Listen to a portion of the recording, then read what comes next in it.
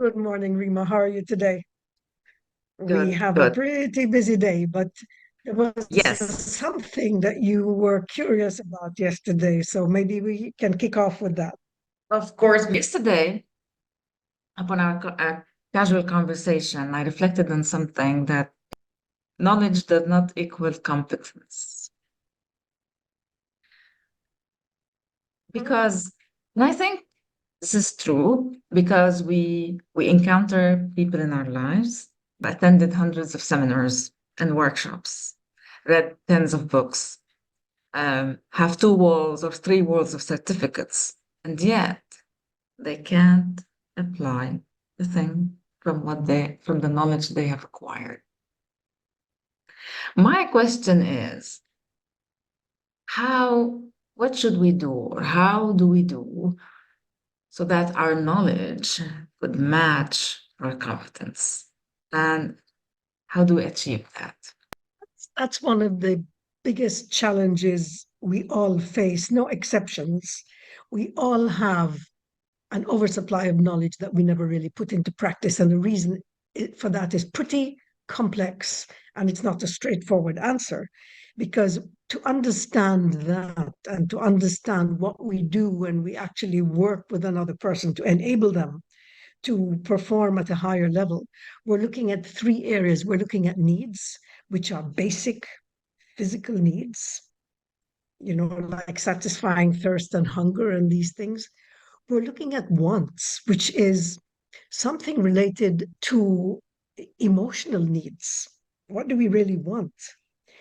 And the third is the desire, which is much more the psychological, motivational need that's linked to our values. And when these three are not aligned, that's a real obstacle. And the thing is, we're not conscious of it. When we talk about the blind window casually, that's a truly superficial description of how complex a blind window is. It's not just, okay, I learned a skill and I practice and I'm going to do it. So let's turn it into something concrete, right? Mhm. Let's say someone um, understands that, yes, I eat because it satisfies my hunger. And I eat only when I'm really hungry. Now, that's one component, and that's a physiological need of which someone can be conscious, or I mean, when the hunger gets really bad, um, it has a physiological effect, and so the person is conscious of that. However, and that's need, right? And the reward is not in the eating. The reward is in the want, and that want is approval and acceptance, approval and recognition coming from something that is about not eating. In other words, if someone has a really good, nice shape and skinny, and people compliment them on that, the want is for the approval and the recognition, which is from doing exactly the opposite of what eating signifies, the need. To make it even more complicated, if you look at desire, desire is about psychological and motivational need, and that's related to, what does this person consider as one of their values? And if that value happens to be significance and status, and it comes from approval of third parties who would then say, my goodness, this person should be a model. This person is extremely well built, uh, and they should be a model. They look like a model. They look like a movie star. So the Mm. reinforcement of the significance is coming from that approval of the third parties who are then endorsing that need for significance. So there is a mismatch between the need and the want and the desire. So if we go now to how do we solve this problem? How do we solve it, right? So Yes. yeah, it's important for me to have good nutrition. It's important for me to eat so I'm healthy. If I eat, it will, I have proper balance of diet and proper nutrition so my hair and my skin and all of that looks good. So I go and study all that and I learn about it and I count the calories and I design my meals and I have balanced meals. And that becomes, and I exercise so I get the right parts of my body to develop and the other parts to, take the shape that I need because I'm putting in the physical work. Guess what happens? That becomes a displacement activity. A displacement activity is when we engage in doing things that give us relief from anxiety or from discomfort or from hunger or from something else. But it actually doesn't solve the problem. It's a displacement activity. It's like when people who feel lonely eat because it's comforting to eat. Just to keep that self ideal So that a we, displacement,